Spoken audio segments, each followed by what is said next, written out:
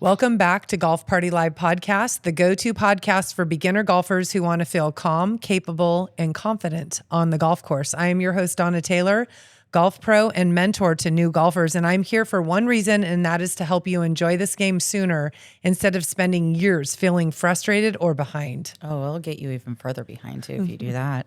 And I'm Brittany Boo, your co-host and expert beginner, here to ask the questions you're all thinking and say the things you're definitely afraid to say out loud that I am not. But most importantly, remind you that you don't need to be perfect to be a golfer. Brittany Boo, she always keeps it real. If you've never heard this podcast ever, you'll get to know her quite well.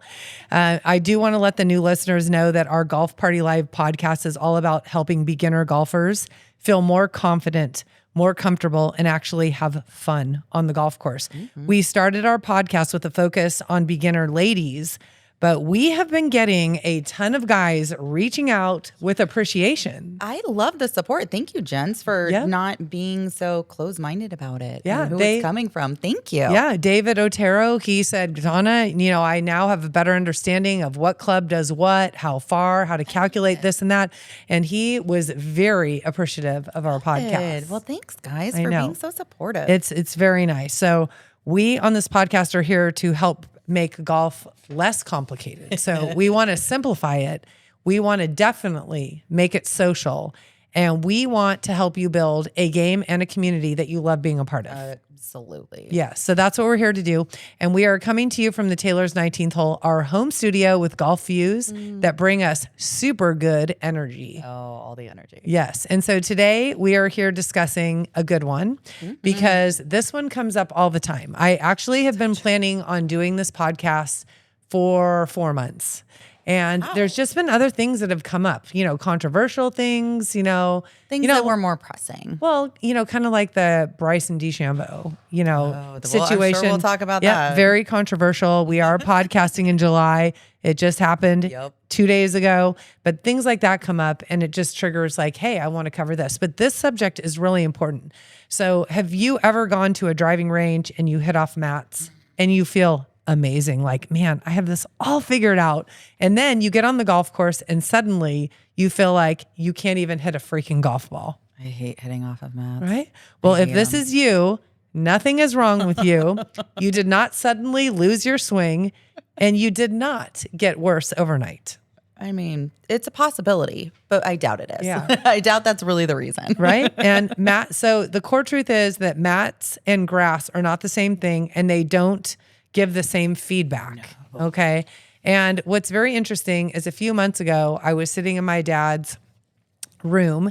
I spend time with him as much as possible when I'm back visiting. And I was like, Dad, I'm going to do this podcast on mats versus grass. And so we kind of went through this whole outline together and there is some input that the lipper did give. Ooh. So he is in here. He's in here for sure. Oh, yes. We got some input from the lip. Yep. And it's the lip put. All right. The lip put. And he's very old school. So I'm sure that you'll see a lot of, pro grass, hit off of grass. But let's just start with mats, okay? Because this is where most people are practicing nowadays. So I grew up at Las Positas Golf Course. We did not have any mats. Everything back in the day was grass. Okay, so that's why, it's very interesting really kind of doing some research on what are the pros and cons of mats. And I do know because where I teach, half the courses have mats and half have grass. Okay, so we're going to get in the pros of mats. So hitting off of mats, artificial turf, they're actually very helpful in a lot of ways. They are very convenient. They are very accessible, and for sure that they have less maintenance. Yeah. Okay, so if there's less maintenance, that equals less expensive for the most part. Now, maybe you have a lit driving range, so you're going to have electricity and you're going to have all of that to deal with. But really, if you're hitting off of mats, you just invest in good mats, which Greenfield Lakes has brand new, beautiful mats. They invested in them, but they last quite a while. So, and I wonder too, because I know with the technology advancement with like the TrackMans and the what's the other one? Top Tracer, TrackMan, all those different things. I wonder if that's something because of the upgraded technology is the reason that they need that. because when you're playing on grass, you have to constantly move Right. everywhere where you're at. Yep. And you're having to repair the grass, the range, the divots. And if you have the mats, that's not really an issue. True. So I Yeah, and wonder, even at that's a good Seville, thing. so we have a grass range. They do have an app that we can plug into that tells us how far our ball is going. But I think that you are correct that you need to have that AstroTurf to head off of mats for that. If we are not right, we did not research that. So please reach out to us and let us know, and we'll look into it as I well. just literally thought about that. And I was Yeah. thinking about putting it in Google or chat or It's- something, looking it up. And It's I'm like, very good input. But also, if you're hitting off of mats, they typically are, like I said, lit driving ranges so you can practice at night. And honestly, if it wasn't for night driving ranges, which I'm currently teaching at Greenfield Lakes and Cocopelli, which are both in Gilbert, Arizona, people probably wouldn't be practicing as much, and they would definitely not be taking as many golf lessons because there's just not enough daylight to not only have that, it happen. it's temperature here in Arizona. Yeah. Major reason. for Yeah, that one. that's a good point as well. But just these mats, they do make golf way more accessible. So more accessible to more people. And we have like the modern practice. Like we now have at-home setups, which we're going to get into all this. Simulator facilities, right? That's a big rave. A lot of people are practicing indoors on mats. And that's just the reality of golf right Yeah, it is. I get that. I'm like, I'm not a fan. now. Yeah. And we'll get into the cons of mats coming up soon. Don't get me wrong. It's not like I refuse to hit off of them, but it's Right. just not my preference. Right. So we're basically, what I'm saying, Boo does not like mats. For me, I'm indifferent. I will hit off them. Would I choose to go practice at a course with mats? If that was the only thing that I could do, something is better than nothing, but I would choose to hit off of grass, but I'm also an advanced golfer. So Exactly. You don't have as many shots that you may hit fat and it's going to hurt. And Yeah. you're a little bit more consistent in your shots than most of us. So. Right. But being an advanced golfer, I really want the feedback and I want to hit off of something that's going to kind of show me what I'm doing. But really the point of it is that this is not about saying mats are bad. People do have preferences. Mats are a tool. Mats can make evening golf lessons possible for me and my community, the opportunity for ladies to be learning golf who work 9 to 5. True. Okay. So the cons of mats. Okay. Boo can give... I got plenty of those. Right? She doesn't like them. So, and a lot of people don't, but I do not want to discourage anybody out there from not hitting off of mats because like I said, they do give you opportunity and there's really fun places that have them. But they do have limitations. So mats sit on a very firm surface, often concrete underneath. Yep. So what happens if you hit slightly behind the ball, which Boo is alluding to, the club can bounce and you can still get a decent shot. So that's why there's a discrepancy with, oh, you know what? I'm hitting way worse. Like what happened to my game overnight when you're hitting off of grass, when you go to actually play on a golf course.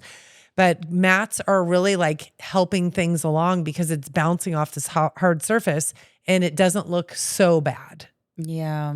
I see if I don't have a good solid contact off of it, I think you're just more prone to hurt yourself. Yeah. Because of how hard it is. It's not as forgiving. Yes, it's forgiving with the outcome of what your shot is going to look like, but it's not as forgiving on you and your club and your body. Right.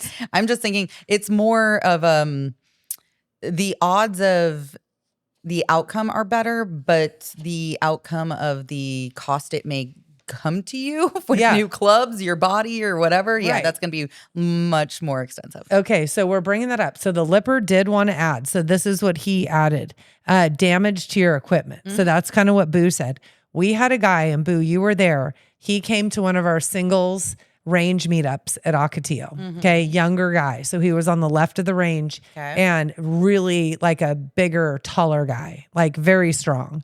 Kind of looked like my nephew Nate, like very built, tall, like 6'5". And he's like, hey, I don't have any clubs. Well, I said that I would be bringing golf clubs because I never want people who come to any events or take any lessons to feel like they can't. How did those beginner lady clubs work out for him? Right. So this guy within his first couple swings destroys this 7-iron. So gone. And he felt bad about it. I'm like, don't worry about it. I have hundreds of clubs in my garage. But yes, it can damage your equipment. So And Boo brought up the injury. So this is a really important thing. And we did drop an episode on golf injuries. So because of that hard surface underneath, if you're hitting down too steeply or incorrectly, the club can jam into the mat and that shot goes straight through your wrists, your hands, your forearms, like your back. Yes. It hurts your back.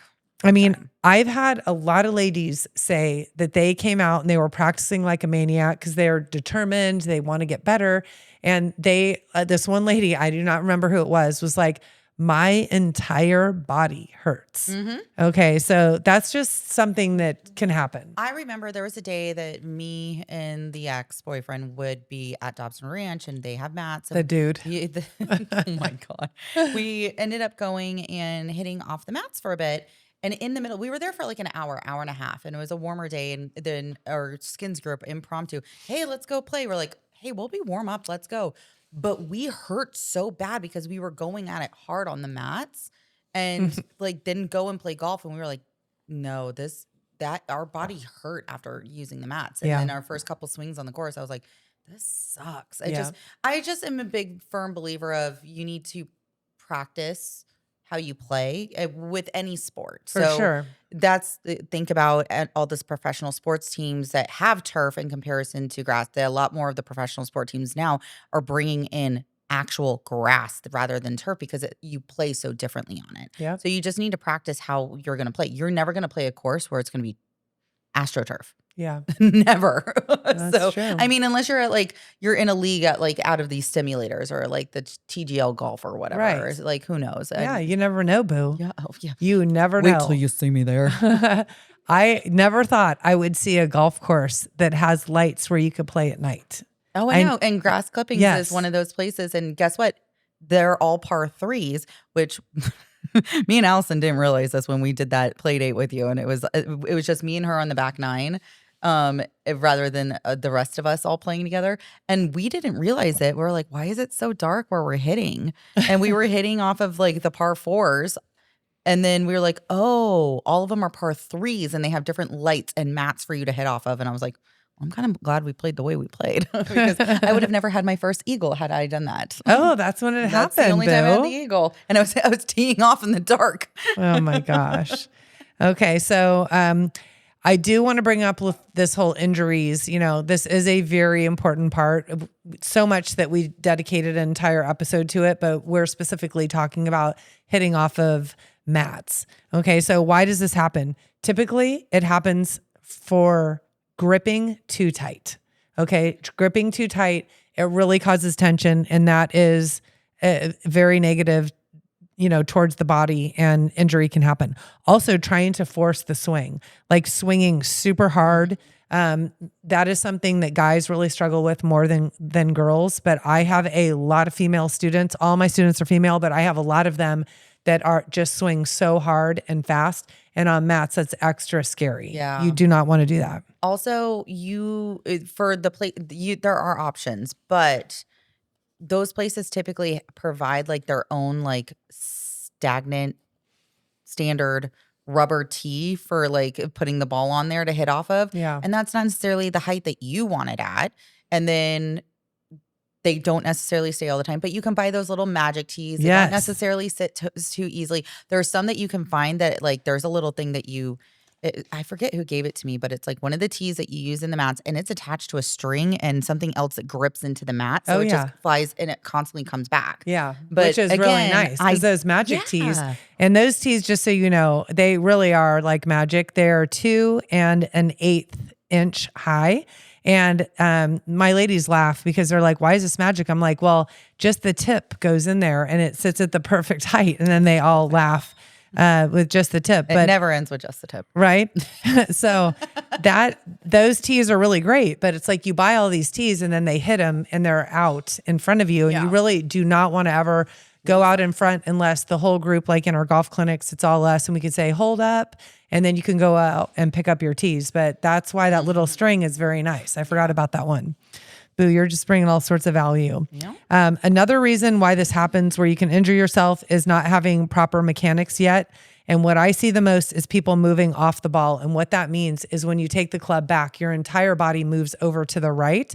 And so then you have to get back to the ball. And a lot of times that doesn't happen. So you hit a far distance behind the ball and it's jarring to your body. So, and moving off the ball, just for those listening, it yields a right shot. So hitting the ball to the right or just not even hitting it and missing it altogether. Not fun stuff. Okay, Boo, we're going to take a break and we're going to get into the pros and cons of hitting off of grass, which I would assume would be your favorite since you are so hateful towards mats. Let it up. If Napa has ever been on your bucket list, this is it. Golf Party Live Napa Uncorked is happening June 3rd through June 7th, 2027 at the incredible Silverado Resort. This is our only retreat of the year, and yes, we are all going. Think amazing golf, wine, and connections. And an unforgettable experience with the most incredible group of women. Spots are very limited and are already filling up. Do not wait. Email golfpartylive@gmail.com now to secure your spot. You do not want to miss this one. Cheers. What if the best golf weekend of your year felt a little less like an event and a lot more like coming home? Well, that's the extra. Golf Party Live's third annual Ladies Golf Extravaganza is April 1st through the 3rd, 2027. We kick it off Thursday night with shopping, fun, and meeting women who just might become lifelong friends. Then Friday and Saturday, it's golf, incredible tee gifts, fun competition, great food, and a whole lot of laughter. This year's theme, Home Sweet Home. Registration is open and space is limited. Reserve your spot today through our website or the free Golf Party Live app. Because when the extra sells out, that's it. Come home to the extra. Okay, we are back from our break and we are going to be touching upon pros and cons of grass. And Brittany Boo, this is not the kind of grass that you smoke, okay? I know that enters your mind. Every time you've said it, I'm like, Yeah. We are talking about real For the grass. record, I can't do that. We all know I can't take flour. Okay. I did not know that, but it's good to know. You know, Brittany Boo and I have a very interesting relationship because we really are friends. And I feel like our relationship, we're more like I'm the much older sister or maybe the aunt, but I really am the stepmom. So it's like there's all these conflicting feelings that I have, but they are all out of love. All out of love. Oh, don't worry. I have those same conflicting feelings back with sure. certain topics also. Yes. And I do know what you're talking about. Okay. So what the difference is between grass and mats is that grass gives you real feedback. Yes. Okay. Real feedback. What it requires is you have, and this is with hitting irons, you have to hit the ball first and then the ground. It's very interesting. So I do all these things in my golf swing because I was trained like intensely, just like so like on a weekly basis, even like 3 times a week, I'm getting golf lessons from my dad. And I noticed the other day when I teed the ball up on a par 3 that the divot of my shot is in front of my tee. And that's what you want. Yeah. You always can tell there's a distinct telling of the story when you watch your divot and how it's going. Yeah. And so when you take golf lessons, you will learn, you know, like about the forward press and keeping your head still and hitting down on the ball when you're hitting irons. That is really what is going to be required to be hitting off of grass. If you don't do that hitting off of mats, you're going to get away with it. It just really camouflages a lot of problems. But again, I urge everybody out there to be practicing whether it's on mats or grass. Like I teach at 2 facilities that are only mats and I love these places and it gives people a lot of opportunities. And I teach at 2 that have grass and mats. So it's really nice to find different places, but grass does not lie. And you normally will find grass at better golf course facilities because as we mentioned, it costs more to maintain grass. Yeah. At Alta, we have where the mats are, and there are some people that will tee off in front of the mats and stuff, and we will have points and times where it's like, please don't do that. We have another part of the driving range completely that is used for grass only. Yes. So we have the option of both there, which is great. And again, nicer facilities, it's private, so that's going to be an option. Right. Super nice. So what are the cons of grass then? It's like, why wouldn't all courses, you know, have grass? It is really, for me practicing, it's harder to find, number one. And what's very interesting is I do think that courses are putting in grass. So Boo, did you know that Greenfield Lakes put grass in front of their mats just recently? Good, because Yes. I know that they have grass there in front of their mats. They had However, dirt. It was there. Yeah, I was gonna say grass is very subjective. No, it was only yeah, dirt. it was a lot of it. There were Yeah. some patches on there, Yeah. and like I think that's also the con too when you have grass only.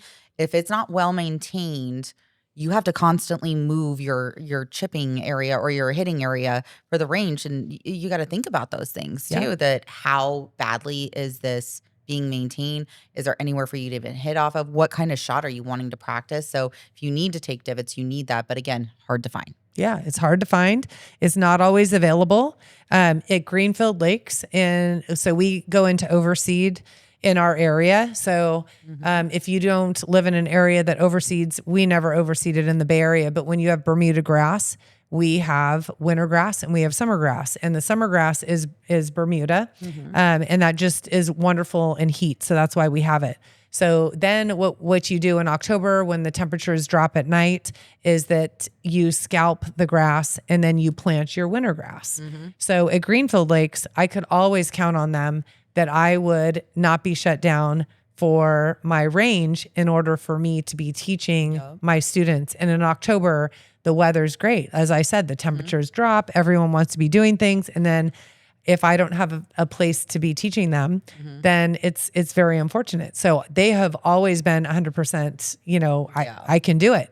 Well, now that they put that grass in, now I don't think they're going to overseed it because they just planted it. And or would that be planting? Yeah. I mean, seeded. Yes, they just seeded it. So I'm hoping that it'll be fine, but you always have to give to get, it's like, okay, it's only 2 weeks, I need to go on vacation maybe. Yeah, exactly. That's the time, get out of the heat out here. And you got to also think about those course conditions too when it comes to the grass, because guess what? They can't cut it too soon because otherwise it will burn and then it's not going to last. Yeah. So usually when you think about playing in it, the roughs are going to be absorbing the crap out of your ball. Right. Goodbye. Yeah. It's gone. Like you got to realize that. So if you're kind of a army golfer going right, left, and like you're not staying in the middle of the fairway, just know, bring some extra balls with you and be kind with the people you're playing too. Give them some free drops. Right. I agree. Good.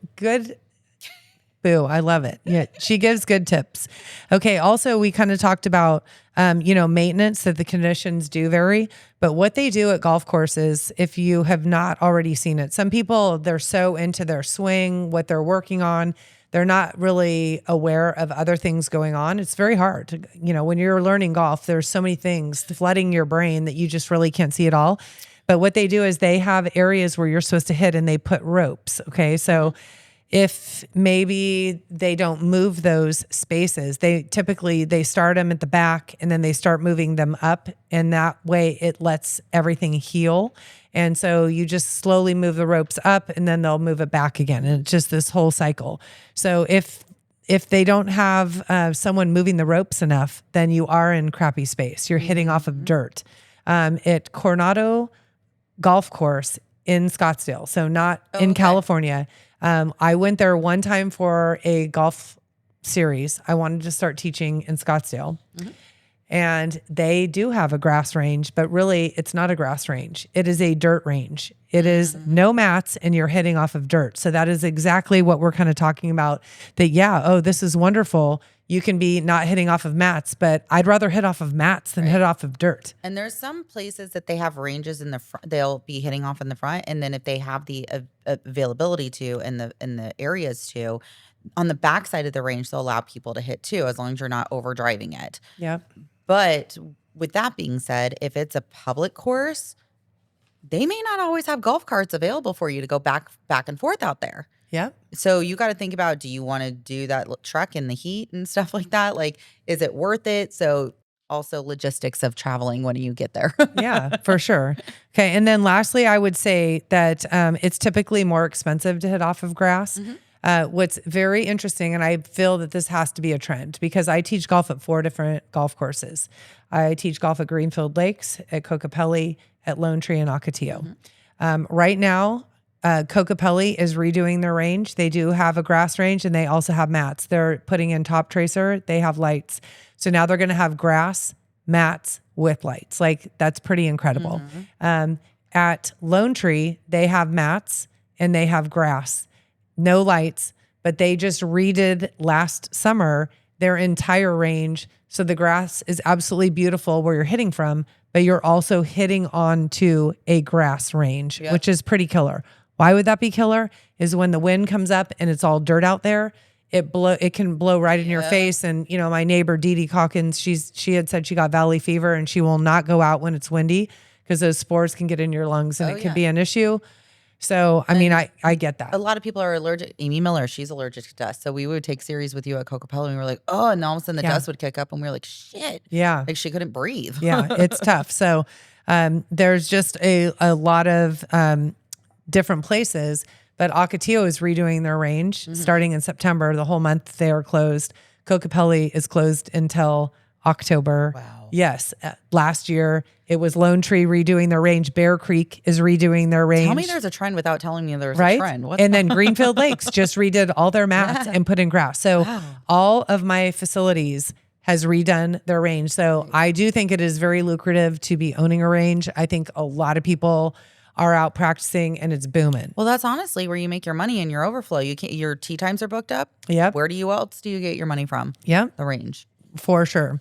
Okay. So modern practice reality, like right now, let's be honest, like with how many people are practicing now, we're just talking about that. People are hitting off of mats. They're hitting at lit driving ranges, in simulators, facilities, and at home. So there's so many people that I know, and we're going to get into like simulators at home, but I just think a ton of people are doing that. They're putting them in their home. Like Alara, she has one now in her garage. Yeah. She can go hit balls anytime she wants. She just basically walks in the garage and she's good to go. You make it what you want it to be. When it comes to the simulator like field, you can do something as simple as buying a couple mats for yourself and just getting the flow of hitting into like a net. Or you can do a full-blown simulator and you can either makeshift it or like get it professionally done. Like it can be super cheap or super expensive. And it's just, what can you afford? Is it worth it?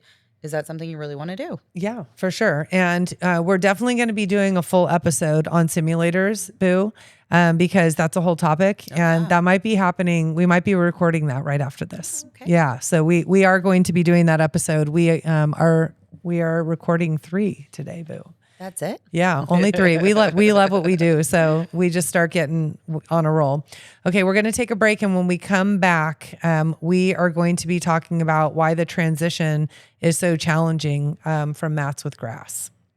Looking for a fun, fresh way to meet great new people who love golf, fun, and good energy? Welcome to Golf Party Live Singles, Arizona's fastest growing singles golf community. And trust me, these events are not awkward. Whether you're brand new to golf or already play a ton, everyone is there to have fun, connect, and meet new people in a super relaxed environment. We host singles mixers, cocktail socials, golf playdates, 9 and wine events, and unforgettable experiences at some of the best golf courses and venues across the East Valley. Think music, cocktails, golf, laughs, and super fun, welcoming vibes without all the pressure of traditional dating. Most of our events sell out quickly, so check out our upcoming schedule and reserve your spot through our website at Golf Party Live or download our free app, Golf Party Live. Okay, so we are back from our break talking about why the transition is so challenging. This is where frustration kicks in. So you feel great on mats, you're taking golf lessons. Oh, Donna gave me a great tip, or I finally got this movement figured out. And then you get on grass and suddenly you chunk it, you thin it, you lose confidence. You did not get worse. You just got real feedback, right? Boo, did that ever happen to you when you were first starting golf? Oh, yeah. Big Okay. time. Almost Because all the time. at 4 years, because this is going to be dropping in September. Yeah. It's gonna be sad. No. So what do you remember? I remember going when we were at Dobson Ranch doing your clinics there. We were on mats over on the way right side. And then going to play golf, I'm like, it's not the same. And that's why I made the statement that I did earlier. I firmly believe in practicing on the way you're going to play. I just firmly do, because especially if that's your introduction to golf and it's what you get used to, it's almost like the training wheels. Well, now you got to take the training wheels off. You're going to get on a 2-seater or a 2-wheel bike now. it's not going to be pretty. You're going to crash and burn every now and again, but eventually you get used to it. And then all of a sudden it becomes a little bit more simpler. And then you don't do it for years. And it's just like riding a bike. Like that's the statement comes from. So it becomes something that as long as you're practicing it, I understand there's baby steps into the introduction. But at some point in time, you got to start playing the way you got to start practicing the way you want to play. Hit those crappy lies. I mean, there's jokes all over on the social media. People sitting at the range are like, they say you should practice how you play, and they're like holding trees and stuff into their face and whatnot because they're always in the rough and not in the fairway. But it's true. That's when you start playing golf and just play it as it lies. Hit those adverse shots, but start practicing on grass a little bit more. Okay, so this is something that I really want people to hear, and I know this is going to resonate with you. So when you're first starting to play golf, you need to be working on all these small movements, like in progression of the sequence of the golf swing. And some of these movements are really hard, like hinging your wrist at your backswing, or starting to really get the shoulder turn down, or in your case, Boo, you had a challenge with your turn, right? Your hip turn. So what I feel like is working on small movements on mats. Yes, they definitely allow for small errors. Okay, they allow for small errors. So when you're working on these really challenging movements, it's like you're just trying to train your body on what to do. That actually could be very good for building confidence and just saying, okay, I can do this. And even though, maybe if you're on grass, it would expose those weaknesses, but maybe those are really good training wheels for beginner golfers to start working on movements. And what I really want everyone to hear is that when you move from mats to grass, it's to just know that it could expose some things. But you're ready for it. If you're doing great off of mats and then you go to grass, just give yourself a little time to settle in and know that it is totally normal. It's going to be ugly at first. Yeah. And it is normal. Again, just like riding the bike. Yeah. The first time you go without the training wheels, who hasn't ran into a trash can or a truck or something like that? Yeah. It's going to happen. Mats allow those small errors, grass exposes them, and your brain reacts. And a lot of times what happens is your brain, if you do not understand what's going on, will freak out and then start getting all crazy. Okay. And how does your brain get all crazy? With golf, people start to try and lift the ball. Let me count the ways. Right? There's a ton of ways. That'd be a good podcast episode. How does golf make you crazy? Right? I'm writing this down. Seriously. Okay. People start avoiding the ground because they're scared they're going to hit down. And so then they start topping. Oh yeah. Overthinking everything. The big thing is losing confidence. Okay. That's why mats can really help you. It helps build your confidence and, you just feel like you have to help it. So that's where people really get into trouble. Okay. So what I recommend people focus on is, just to really simplify it, is that you want to hit the ball first. Okay. So some of that is just the mechanics, which you should learn that in a golf lesson. So we have a lot of people who tune in that are not my golf students. There's only one of me, and there are people all around the world that listen to our podcast. So you just want to make sure that you have a forward press. You want to make sure your ball position is more in the middle and that you're keeping your head still. Like you're keeping your posture, keeping that bow, and you're coiling. So that would be the best thing for me to just verbally say that could hopefully help you. But you really want to trust that the club is doing the work, and you do not need to lift the ball. The club is going to do the work, and you do not want to force it, overthink it. You don't want to death grip it or scoop it. Okay. So that's really the big thing. How do you practice if, you are thinking, oh my gosh, are these ladies, these hosts saying don't use mats? No, I am not saying don't use mats. There's a preference. There's a preference, and I'm just saying understand the difference. So I say get on grass when possible, like Kokopelli, for example. From what I understand, they have mats for 4 consecutive days, and then they open it up to grass on 3 consecutive days. That's good. Yeah, because then it gives the grass some time to breathe and repair. Right. So let's say I want to be on mats because I'm practicing something. I need to build confidence. So I could call Kokopelli, what days are your mats open? And then I go on one of those days. And then once I want to maybe integrate grass, then I can call and ask what their schedule is. So I think that that's really an important thing to know, that you could call the golf shop and ask if they are on a schedule or if it's just random. But most of the time they'll open it up to grass. And I believe Kokopelli, it's more towards the weekend golfers. They want them to get grass to warm up on before they actually go out and play, which is the big time that people are doing that. Okay, so really want to say this clearly. If you struggle on grass after hitting on mats, you're not alone. There is nothing wrong with you. You just need to trust that you're now getting honest feedback, and that's how you improve. That's true. That's how it's done. Okay, so Boo, we are moving into our takeaway, but I thought that we would talk about this Bryson DeChambeau controversial ruling that happened at the Open, which was played in England this year. Yep. So this is the European, kind of like there's a men's U.S. Open and there's also a women's U.S. Open. But for the men, there is a U.S. Open. And then there's the Open. And then there's the Open, which is the champion golfer. I think it's so hilarious that they call it that. And that's over in Europe. And it's very prestigious because in Scotland, that is the in Great Britain. That's the home of golf. Yeah. Okay, so there's a lot of really cool traditions over there. And in the United States, the USGA, the United States Golf Association, is the governing body of golf, and over there in Europe, it is the RNA. It stands for the Royal and Ancient.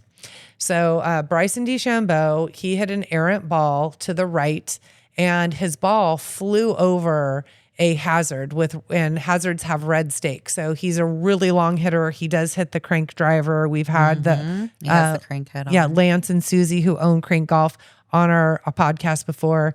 And he's just a really strong hitter. He's known for being super accurate, but hey, he hit an errant ball. We all do. He loves to play with science too, hence the whole stuff about his balls and the Epsom salt and the way that he trains. And then he was playing this tournament, if I'm not mistaken, with 3D printed clubs. So he was kind of breaking a lot of history and doing like a lot of new shafts and stuff like that too, which is pretty cool. Okay, so he hits his errant ball, and normally I would think 99.9% of players would be like, oh, it's in the water. But he's so long that he's like, it could be over that water. So I'm going to hit a provisional ball. So if you think your ball is okay, you can always, or it might not be, you can hit a provisional ball, and you would just need to identify that ball with a different number. You identify it. So if I'm playing with Brittany Boo, I say, Boo, this is my provisional. Instead of a red dot, it has a green dot on it, or that one was a 1 that I just hit. This provisional is number 2. So he hits a provisional ball, hits it right down the middle, great shot. And then he proceeds to look for his ball, and he actually did fly the hazard and locates his ball. So he's looking at it, and they have fescue, also known as heather, which is like long, very tall, grassy, thick. Yes. So he's looking for it. He can barely see it. And his pre-shot routine, and I hope everyone's following us, we do have a podcast on pre-shot routine. So you do the same thing every time. And if you ever notice his pre-shot routine, like many, many golfers, he stands behind the ball. Yep. And that is to basically visualize your target, your ball flight, where you're establishing your target line, and you're picking, like, maybe visualizing where you want the ball to go, stand behind, you address the ball, and you hit. So he was doing that, and he chopped it out of the fescue incredibly. I think he got a bogey, Boo. I think he got a bogey on that hole. On that hole, I don't honestly recall. I do believe he did. I don't recall on that hole what he got. I just remember the outcome afterwards. Yeah, he could have gotten a par, or he could have gotten a bogey, but it would have been much worse if he would have gone into the hazard or lost that ball. Yeah. So then he plays his round. This was on the 5th hole, round 3. But why don't you look that up? Okay. So it was a second or third. Actually, it was the second round, and it was on the 5th hole. And we heard about this. It just was such an incredible thing. This is very controversial. Mm-hmm. So he's playing his round, and when he comes off of 18, a rules official from the RNA said, hey, we need to talk to you about this. Apparently someone had called in watching this on TV and said it looked like he improved his lie, by trampling the fescue down to help him get an advantage, which you are not ever able to do that. You cannot, take things that are attached. You couldn't rip out anything from the ground. You can't intentionally trample behind something to make your lie better. So they brought him out to the exact spot, and he debated the RNA. I loved how passionate he was about debating the RNA. I did on that. too. Him and Greg both as caddy. Yeah, it was awesome. It was truly remarkable. And basically, there's 2 points. Number one, did he intentionally do that? And this was also, mind you, on the 5th hole. Right. The 5th hole. It was the second round, wasn't it? Second. Yes, I believe second round, 5th hole, and he initially scored a 5 that turned into a 7. It doesn't say what the par was. Yeah, it was a par 4. So I mean, bogey. Yeah. So I mean, that's a 2-stroke difference, and just very frustrating. So there's two things that he could be looked at that he's intentionally cheating, and then the second would be that it did improve his lie. So what I love is that the professional golfers like Scotty Scheffler was on there saying, "Hey, yeah, I've known this guy forever. He has never cheated ever. I've played junior golf. I played college golf with him. He is like a stand-up guy." So it was determined he didn't intentionally cheat. No, if anybody listened to McIlroy's interview. Well, and I do want to go on the record that Bryson DeChambeau is not one of my favorite golfers. Okay, you either love him or you hate him. It's one or the other. Not me. Like I do not love or hate Bryson DeChambeau. I have tremendous respect for his abilities. I think he is a very gracious winner, and when he doesn't win, I just think he's a nice guy. But for some reason, it's maybe his mechanics and his. Well, it's because of how he used to be. He was not a very well-liked person, and then doing his own thing and creating something so new, not just the live golf opportunity, what he's done on YouTube and became influencing and all that stuff. A lot of people did not like that change, but I hear after that happened, more of his actual personality came out and he became more likable rather than kind of being like a Brooks Koepka where it's a pretty boy, but like kind of an arrogant attitude. Yeah. Where, I mean, Bryson DeChambeau is very nice to look at, but he can also play golf. And I think his personality is awesome too. Yeah. He's trying to just improve the game overall. Well, and the only reason why I'm bringing up that I'm very neutral is that I'm not giving my opinion, and all this is my opinion. So there are people who think very differently, and this is the neat thing about controversial issues is that everybody can say whatever they want, and it's just an opinion. Okay. And they're different, like rules officials have very strong opinion. They're all in the same boat. A lot of the PGAs, their counterparts, they think a certain way. And then there's more. I'm in the industry and I've played college golf, but I'm not on the LPGA, and I'm coming from my standpoint. So what he was really saying to the RNA when they brought him to the actual site of it is that, hey, I was standing behind my ball, and where he was walking was would really inhibit an inside path of his backswing. And he clearly, like when you were in, I was playing with JJ McAvey and Deb the other day, and our rough is starting to build up on our course. And he's like, "Donna, how the hell do I get out of this?" I'm like, "You take it outside and you chop it and you commit to it, JJ." And he did that on 9, and he hit a killer shot.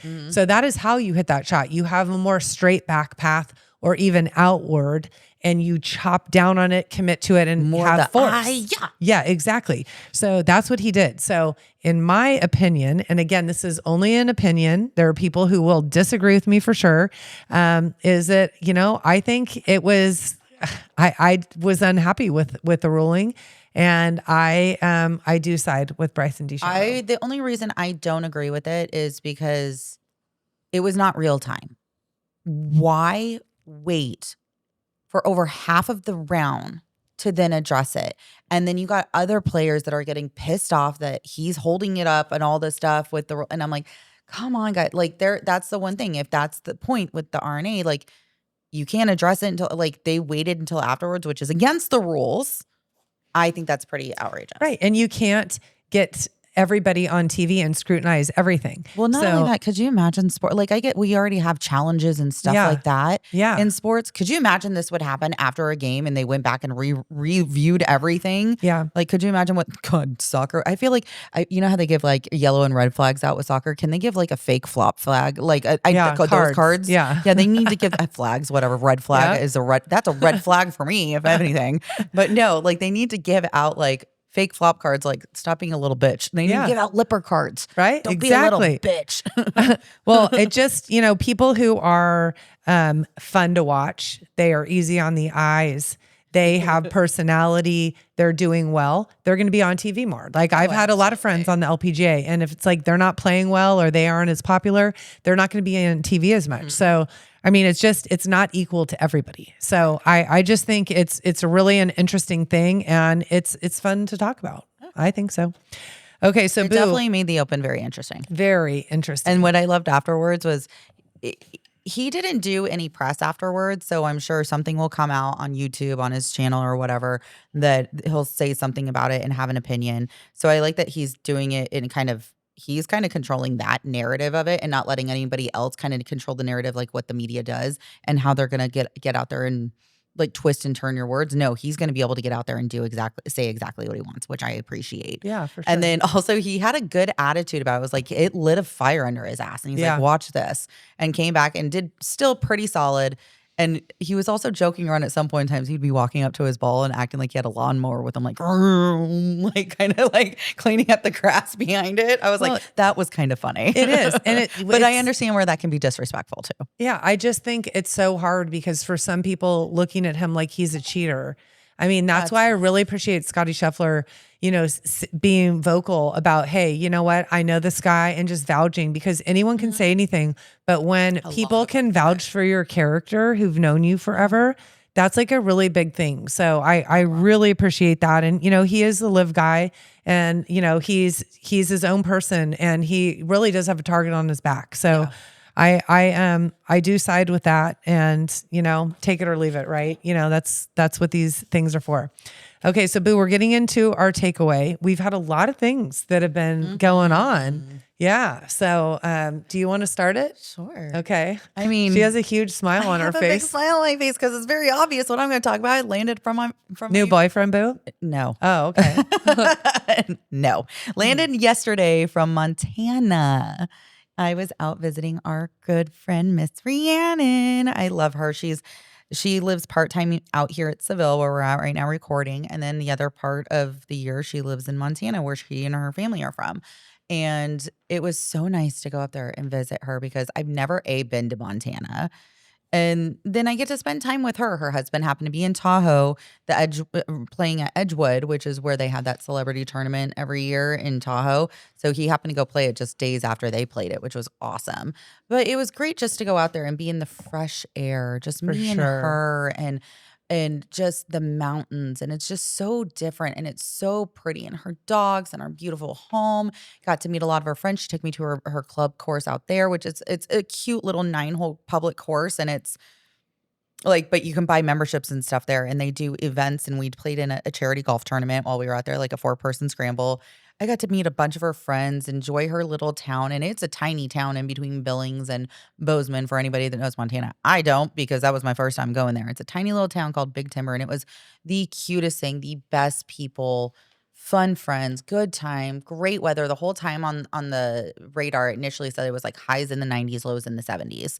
And then as I got closer, like days before, it said storms are going to be rolling. And so it was going to be like highs in the 70s. And I was like, I don't think I packed warm enough clothes, because go figure, 2 days before I was flying out, my AC went out in my place. So I've been staying here at your place, and I just packed a whole bunch of clothes. So I was like, I love it when Boo stays here. I'm here quite frequently lately. So I was like, okay. So I just kind of half-ass packed, and I overpacked, which was great, but weather was perfect the whole time. The whole time it was perfect. Her liver may be hurting a little bit, but because Shocker.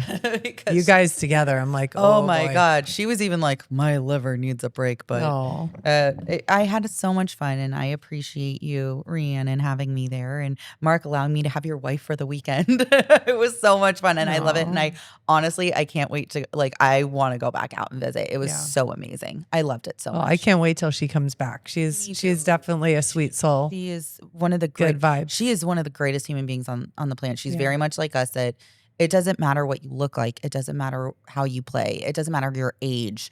If you are a good person, that's all we care about. Yeah. Be a good person. For sure. That's all we care about. Love her. Very Thanks, Rhiannon. nice. Yes. That's so nice of her to have you. Reminds me of when I used to go to Coronado to see Lori. Glenn's mom was alive then, and he would go to Las Vegas where she lived. And Lori and I would be in Coronado. He would always just give us our time, and we would do our thing. See you, bye. Yeah. All right. So my takeaway is that we just got back from our Sedona singles weekend. And it was the first time that we went somewhere with our singles. And we had a group of 16, Melissa and Matt Lent, who are married, and RT and I, we led the group. And so we had 3 groups, so that'd be 12 singles, 6 and 6, 6 guys, 6 girls. And that's a good amount. It was really fantastic. Our first round, I scheduled it. It was on a Saturday at 1:00 at Sedona Golf Resort. And that place is awesome. I haven't played there. I've only played at Oak Creek. I love Oak Creek. Boo, you have to play the Sedona Golf Resort. It was fantastic. And, the thing about it is I thought, okay, I'm going to start a little bit later so people don't have to spend the night on Friday night to be there in time for an early round. Because it is a doable drive in a day. Right. But what did we learn in Nashville? The later you start, what happens? Oh, yeah. You guys had weather. Yeah, we had rain for only 30 minutes, and then it's a little bit more humid. So rare. It was very refreshing. I was going to say that's so rare for that to happen. So I bet you it was amazing. It was so awesome. Like we get monsoons and stuff up here during the summer, but like up there to get like rain, like that's weird. It was raining hard for, I would say, 15 minutes. And we just sat in the trees with the Lents, and we just like had drinks, and we were talking. And then you had drinks? Yeah. You mean your hydro flask full of vodka? Yeah, no, we had legit drinks, and I did fall because it was raining, and because she had legit drinks, not because of drinks. I'm like, hey, and Matt Lent went in the bathroom, and it's so slippery that he slipped. So whenever we do a podcast on golf shoes, I am going to bring that up because you really have to be slippery too. Yeah, so I slipped. It was no big deal. But we just had a really great time, and it was so nice to hit off of grass. Like, this is the grass that I grew up on in Northern California. It looked beautiful. It was thick grass. Like, the ball, is wherever it hit, it would Unlike stop. where the Open was. Right, exactly. It's the opposite of the Open. Those balls, you couldn't even control them. So it was just really a nice time. We ate at Pisa Lisa. Which is so good. It was so yummy. Anybody ever goes up to Sedona, you have to go to 2 places, the Hideaway and Pisa Lisa. Yeah. Lisa Dahl, she owns Pisa Lisa. She owns Cucina Rustica. She owns Mariposa. Oh, Mariposa's great too. A ton of places up there. So we went there, and I chose a Westin. It's kind of like an upgraded Holiday Inn, but just really nicely decorated. And it was within walking distance of Pisa Lisa, and walking, because we ended. Oh, so it's right there in the town. Yeah. I It's know in Oak exactly Creek what you're talking Village. about. Yep. Yeah. So everything was right there where no one had any issues with driving, after drinking, which, is a situation with our group. We try and be super aware of that. But it was really wonderful. Absolutely loved it. I would consider it a success. Had some really good friends going, and very Another nice. fun fact about Sedona, I'm not a McDonald's fan, but that is the only McDonald's where the arches are not gold. Right. They're green. They're turquoise. Aren't they? Oh, okay. They are turquoise. Yeah. It's the only one in the world. And how did you know that, Boo?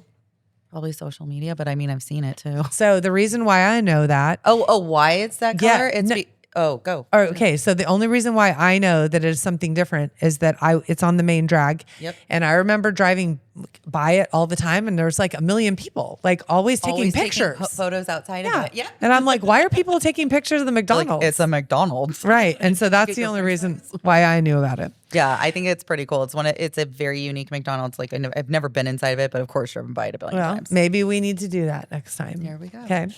All right. So we're closing out this show. I just want to summarize, that mats are helpful, mats are accessible, mats have a place in golf for sure, but they're not always the full picture. So we hope that you got that from this episode today. Mats can help you practice, but grass is where you learn the truth. So don't let the transition frustrate you. We hope we've set our expectations nicely so you really know that. And just, let it teach you. We really thank you for listening to Golf Party Live. If this episode resonated with you, please share it with a golfing friend, especially someone who feels that they can't hit off of grass. You can do it. And as always, we hope you have fun on the golf course, and we hope that you go low. Before we wrap up, we want to tell you about Golf Party Live. If you're in the Phoenix metro area and looking for a fun social golf community, this is it. Golf Party Live started as a women's golf community helping beginner ladies learn the game in a welcoming, no pressure environment. We offer beginner, graduate, semi-private lessons, plus etiquette classes, course management, and lots of very fun events. We host weekly ladies play, monthly co-ed play dates, and golf retreats throughout the year. And if you're single and tired of those wasteful dating apps like I am, our Golf Party Live singles mixers are a great way to meet people through golf. You can see our full schedule of events through the link in our bio on Instagram at Golf Party Live or at golfpartylive.com. Come golf party with us.